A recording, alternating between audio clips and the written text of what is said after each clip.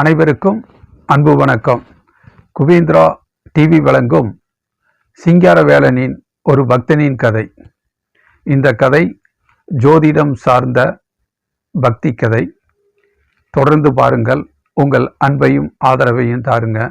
Like பண்ணுங்க, share பண்ணுங்க, subscribe பண்ணுங்க. இந்த கதையினுடைய தொடரில்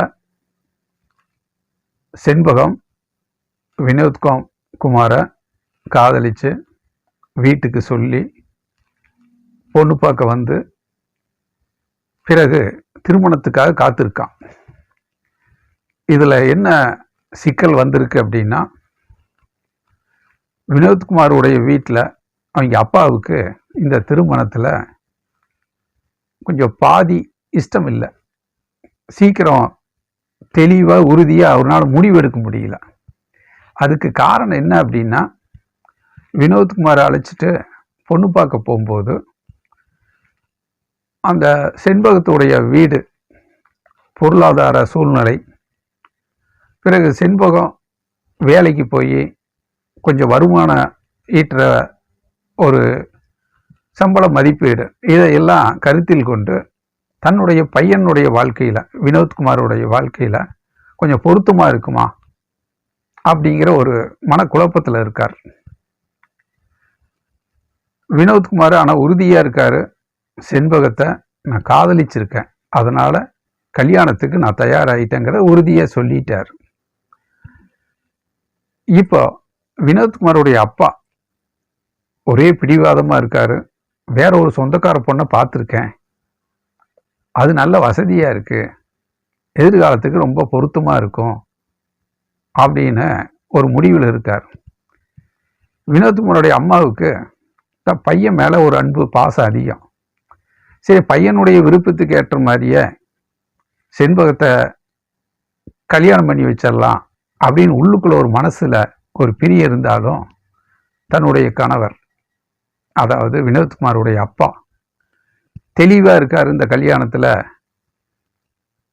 சொந்தக்கார பொண்ணு, அவரு பார்த்து பொண்ணை கல்யாணம் பண்ணி வைக்கலாம் அப்படின்னு அவர் விருப்பப்படுறாரு. இதை நம்ம எதை சரின்னு சொல்கிறது, எது நியாயம்னு சொல்கிறது அப்படின்னு தன் மகனுடைய மனதுக்காகவும் தன்னுடைய கணவனுடைய விருப்பத்துக்காகவும் நடுநிலையில் கொஞ்சம் யோசிச்சுட்டு இருக்காங்க. அவங்களாலையும் ஒரு முடிவுக்கு வர முடியல. ஆனால் வினோத்குமார் தெளிவாக சொல்லிட்டாரு, நான் எந்த பொண்ணையும் பொண்ணு பார்க்க வரமாட்டேன், இதை நான் தேர்வு செஞ்சு என் மனசுக்கு பிடிச்சி நான் காதலிச்சிட்டு இருக்கேன், கல்யாணத்தை நோக்கி நான் தயாராகிட்டு இருக்கிறேன், கல்யாணம் பண்ணனா இந்த பொண்ணை தான் கல்யாணம் பண்ணுவேன் அப்படின்ட்டு தெளிவாக சொல்லிகிட்டு இருக்கார். எவ்வளவோ காம்ப்ரமைஸ் பண்ணி வினோத்குமாரனுடைய மனசை மாற்றுறதுக்கு ரெண்டு பேருமே, அவங்க அப்பா அம்மா ரெண்டு பேருமே முயற்சி பண்ணுறாங்க. ஆனால் ஒரு கட்டத்தில் முயற்சி அவ்வளவு தெளிவாக பயன்பாட்டுக்கு வரல. அது இந்த நிகழ்வு தெரிஞ்சதுக்கப்புறம் அப்பாட்ட சரியாக பேசுறதில்ல. தான் காதலிச்ச பொண்ணை அவர் வேண்டான்னு சொல்லியிருக்காரு. அதனால் அவர்கிட்ட கோவிச்சுக்கிட்டு மனஸ்தாபத்தில் அலுவலகத்துக்கு போகிறது, வீட்டுக்கு வர்றது, சரியாக சாப்பிட்றதில்ல, அப்படி கண்டுக்காமல் போகிறார். அவங்க அம்மாவுக்கு என்ன பண்ணுறதுன்னு தெரியல. சரி, தன்னுடைய கணவன்கிட்ட கொஞ்சம் பேசி பார்க்கலாம், பையனுடைய விருப்பத்துக்கு ஏற்ற மாதிரியே திருமணம் பண்ணி வைக்கலாங்க, அவனை விருப்பப்பட்டு கல்யாணத்துக்கு ஏற்பாடு பண்ணிட்டான், திருமண பொருத்தமெல்லாம் நல்லா தானே இருக்கு, அதனால் அவன் விருப்பப்பட்டே பொண்ணை அந்த செண்பகத்தையே கல்யாணம் பண்ணி வச்சிருவான் அப்படின்னு சொல்லும்போது, வினோத்குமாருடைய அப்பா அவர் என்ன பண்ணுறாரு, தம் மனைவிக்கிட்ட நீ ரொம்ப ஆர்வக்கோளாறில் முடிவு பண்ணாத, எதையும் தீர யோசித்து முடிவு பண்ணு, நான் சொல்கிறத கேளு, அந்த பொண்ணு செண்பகத்தை வினோத்குமார் கல்யாணம் பண்ணால் கொஞ்சம் பொருளாதார சிக்கல் வரும், சிரமப்படுவான், நான் பார்த்த பொண்ணை வசதியான பொண்ணை பேசாமல் அவனை கல்யாணம் பண்ணிக்கிட்டு நிம்மதியாக எதிர்காலத்தை நோக்கி போக சொல்லு, நீ எடுத்து சொல்லு, நீ உறுதியாக இருந்தால் தான் அவன் மனசு மாறும், இதுதான் எனக்கு சரின்னு படுது அப்படின்னு சொல்ல, அது சரி அப்படிங்களா, சரி மாலையில் நான் ஒரு முடிவு சொல்கிறேன் யோசிச்சுட்டு அப்படின்ட்டு வினோத்குமாரோடைய அம்மா ஏதோ ஒரு யோசனையில் அமைதியாக போயிடுறாங்க. இப்போ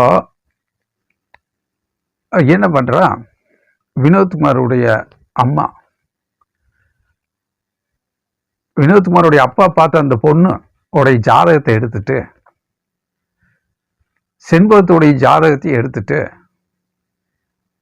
பக்கத்து வீட்டு அம்மாவை கூட்டிக்கிட்டு இவங்களுக்கு தெரிஞ்ச ஜோதிடரை போய் பார்க்க வரோம்.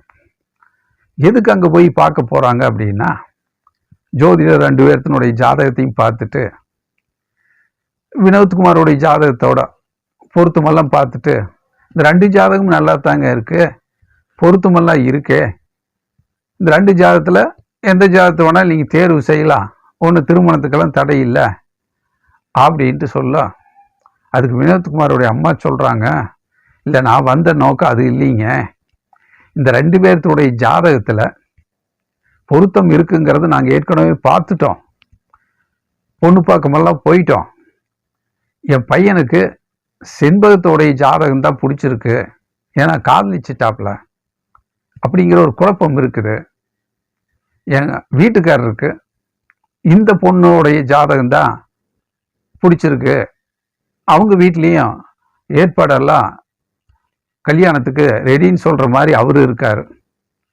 அதனால் ஒரு ஜாதகம் எங்கள் வீட்டுக்காருக்கு பிடிச்சிருக்கு, ஒரு ஜாதகம் என் பையனுக்கு பிடிச்சிருக்கு, இதில் எதை தேர்வு செய்கிறதுன்னு எனக்கு தெரியல, நீங்கள் பார்த்து அதுக்கு ஒரு முடிவு பண்ணுங்க அப்படின்னு சொல்லும்போது இந்த 2 ஜாதகத்தையும் மறுபடியும் அலசி ஆராய்ஞ்சு பார்க்குறாங்க.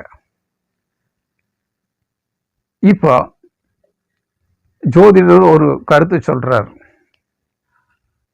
வினோத்குமார் செண்பகத்தோட ஜாதகத்தை தான் தேர்வு செஞ்சுருக்காரு,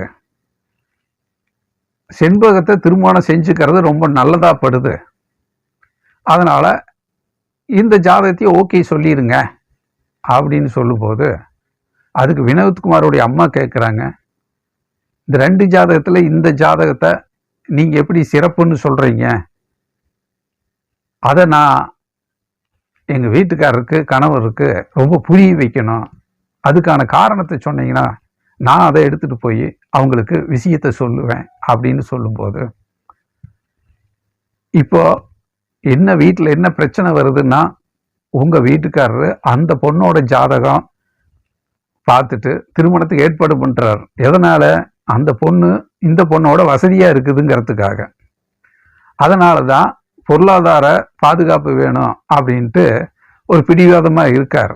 ஆனால் ஜாதகத்தில் என்ன சொல்லுது அப்படின்னா, அந்த பொண்ணோட இந்த பொண்ணோட எதிர்கால ஜாதகம் ரொம்ப சிறப்பாக இருக்குது, திருமண பொருத்தம் மட்டும் இருந்தால் பத்தாது, ஜாதக பொருத்தமும் ஜாதக பலனும் ரொம்ப சிறப்பாக இருக்கணும், அதனால் உங்கள் வீட்டுக்காரரு சிபாரிசு பண்ணுற அந்த பொண்ணோட ஜாதகத்தை விட உங்கள் பையன் காதலிச்ச செண்பகத்தோட ஜாதகம் ரொம்ப சிறப்பாக இருக்குது, எதிர்காலத்தில் யோக திசையெல்லாம் வரப்போகுது, ஓஹோன்னு வருவாப்புல, அரசாங்க தொழிலுக்கு போய் நல்ல ஒரு உயர் அதிகாரியாக வந்து வாழ்க்கையில் வீடு வாசல்லாம் வாங்கக்கூடிய அமைப்புகள்லாம் இருக்குது, அந்த ரீதியாக தான் சொன்னேன், நீங்கள் இந்த 2 ஜாதகத்தில் எந்த ஜாதகம் சிறப்பாக இருக்குது அப்படின்னு கேட்டதுனால செண்பகத்தோட ஜாதகம் சிறப்பாக இருக்குது அப்படிங்கிற ஒரு விஷயத்தை உங்களுக்கு தகவல் சொல்லிட்டேன் அப்படின்னு சொல்ல, இது போதுங்க, எனக்கு ரொம்ப மகிழ்ச்சி, இப்போ குழப்பமாக இருந்த மனசுக்கு எனக்கு ஒரு தெளிவாக விடை கிடச்சிருச்சு, வர்றேங்க அப்படின்ட்டு ஜோதிடர்கிட்ட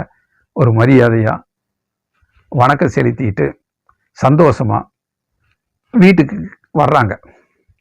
வீட்டுக்கு வந்தோடனே முதல் வேலையை கணவனை கூப்பிட்டு, ஏனுங்க நான் ஓப்பனாக சொல்கிறேன், நான் பக்கத்து வீட்டம்மாவை கூட்டிக்கிட்டு கோயிலுக்கு போயிட்டு நீங்கள் பார்த்த அந்த பொண்ணோட ஜாதகத்தையும் நம்ம வினோத்குமார் காதலிக்கிற அந்த செண்பகத்தோட ஜாதகத்தையும் போய் பார்த்துட்டு வந்தேன் அப்படின்னு சொல்ல, அதுக்கு அந்த அம்மாவோட வீட்டுக்காரர் வினோத்குமாரோடைய அப்பா சொல்கிறாரு, அட ஏண்டி ஏற்கனவே ஜாதகத்தை பார்த்து தானே பொண்ணு பார்க்கமெல்லாம் போனோம், பொருத்தமெல்லாம் நல்லா தானே இருக்கு, அதில் ஏற்கனவே ஜாதகத்தை போய் பார்த்தது மறுபடியும் போய் பார்த்த அப்படின்னு கேட்க, இல்லைங்க, இந்த 2 ஜாதகத்தில் எது சிறப்பான ஜாதகம், எதிர்காலமெல்லாம் எப்படி எவ்வளவு சிறப்பாக இருக்குதுங்கிறதுக்காக நான் பார்க்குறதுக்காக போனேன்.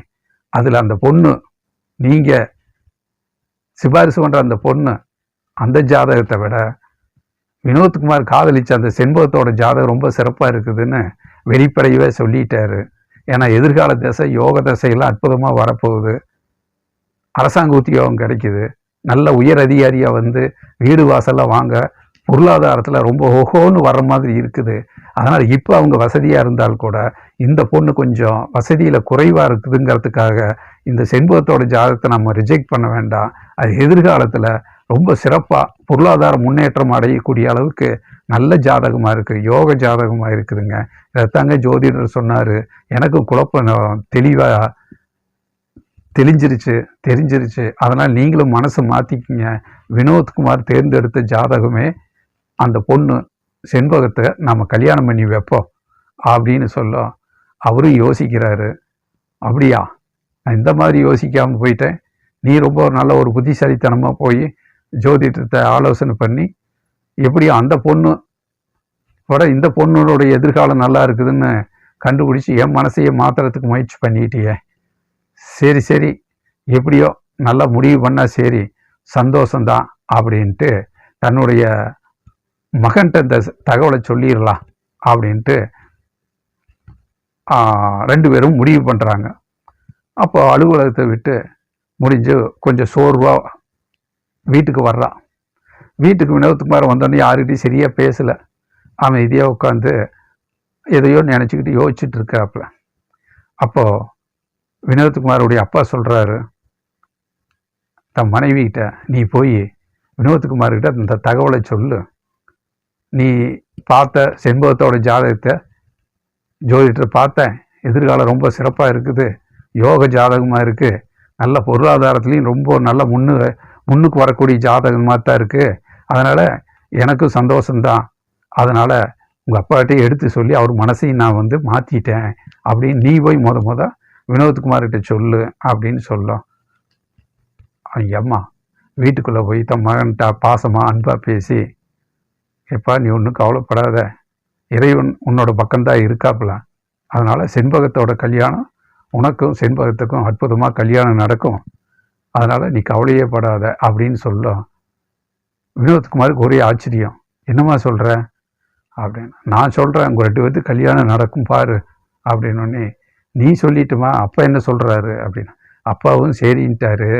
அதனால் நான் ஜோதிடரை பார்த்தேன், அவர் வச்சுருந்த ஜாதகம், அந்த பொண்ணோட ஜாதகத்தையும் செண்பகத்து ஜாதகத்தையும் பார்க்கும்போது செண்பகத்தினுடைய எதிர்காலம் பிரமாதமாக இருக்குது, யோக ஜாதகமாக இருக்குதுங்கிற தகவலை கேட்டுட்டு வந்து அப்பாட்டை சொன்னேன். அவர் பையனுடைய வாழ்க்கை ரொம்ப நல்லா இருக்கும், சந்தோஷமாக இருக்கட்டும் அப்படின்ட்டு சொல்லி அவரும் சரின்னு சொல்லிட்டாரு அப்படின்னு சொன்னேன்னு வினோத்குமாருக்கு நான் சந்தோஷம். வேகமாக போய் அப்பாட்ட போய், என்னப்பா சொல்கிறீங்க அப்படின்னோடனே, ஆமாப்பா நான் கொஞ்சம் யோசித்தேன், அதோட உங்கள் அம்மா அதுக்கு மேலே யோசித்து வாழ்வியில் நல்லா புரிஞ்சுக்கிட்டு உனக்கு கல்யாணத்துக்கு தயார் பண்ணிட்டாப்புல. நீ காதலிச்ச அந்த செண்பகத்தையே கல்யாணம் பண்ணிக்க, எனக்கும் மன நிறைவாக இருக்குது. நான் ஏன் யோசிச்சேன்னா, சரி ஒரு பொருளாதார பாதுகாப்பு இருக்கட்டும், வாழ்க்கைங்கிறது இந்த வாலிப வயசில் நீ அவசரப்பட்டு முடிவு பண்ணிடுவேன், ஆர்வத்தில் முடிவு பண்ணுவேன். ஆனால் பெரியவங்க முன்ன யோசித்து தான் முடிவு பண்ணுவாங்க. தன் பையனோட வாழ்க்கை நல்லா இருக்கணும், பொருளாதாரத்தில் எந்த விதமான கஷ்டமும் இல்லாமல் ஒரு பாதுகாப்பாக இருக்கணும்னு தான் இப்போ யோசித்தேன். ஆனால் அதுக்கான குறையும் நிவர்த்தி ஆயிடுச்சு. அதனால் கண்டிப்பாக இந்த கல்யாணம் நடக்கும், நீ செண்பகத்துக்கும் உனக்கு கல்யாணம் நல்லபடியாக நடக்கும். இந்த தகவலை நாளைக்கு நல்ல நேரமாக பார்த்து நம்ம செண்பகத்துக்கு வீட்டில் தகவல் சொல்லிடலாம். வாழ்த்துக்கள், வாழ்க வளமுடன். திருமணம் கண்டிப்பாக நடக்கும். திருமண காலகட்டம் வர வரைக்கும் உங்கள் 2 பேர்த்துக்கு ஒருத்தருக்கு நல்ல புரிதலாக, ஒருத்தருக்கு எப்படி வழக்கமாக பழகிறீங்களோ அந்த மாதிரி பழகுங்க. கல்யாணத்தை நோக்கி நல்லபடியாக இறைவனுடைய அருளால் நல்லதாக நடக்கும். அந்த பொண்ணையும் கேட்டதாக சொல்லுங்கள். நாளை காலையில் நல்ல நேரமாக பார்த்து நானும் அம்மாவும் ஃபோனில் அந்த தகவலை சொல்லிடுறோம் அப்படின்னு சொல்கிறாங்க. வினோத்குமாருக்கும் ரொம்ப சந்தோஷம், மகிழ்ச்சி. இதை உடனடியாக செண்பகத்துக்கு ஃபோன் பண்ணி சொல்லலான்னு நினைக்கிறாப்புல. ஆனால் பெரியவங்களுடைய ஆசீர்வாதத்தால் இந்த உண்மையான நல்ல தகவல் நாளைக்கு நல்ல நேரமாக பார்த்து அப்பாவும் அம்மாவும் ஃபோனில் அந்த தகவலை சொல்லட்டும் அப்படின்ட்டு வினோத்குமாரும் மனசுக்குள்ளே வேண்டிக்கிட்டு அமைதியாக சந்தோஷமாக இருக்காங்க. ஆம் நேயர்களே, சிங்கார வேலனின் ஒரு பக்தனின் கதை. இந்த கதையினுடைய தொடரை அடுத்த பகுதியில் பார்ப்போம். இது ஜோதிடம் சார்ந்த ஒரு கதை. உங்கள் அன்பையும் ஆதரவையும் தாருங்கள். லைக் பண்ணுங்கள், ஷேர் பண்ணுங்கள், சப்ஸ்கிரைப் பண்ணுங்கள். நன்றி, வணக்கம்.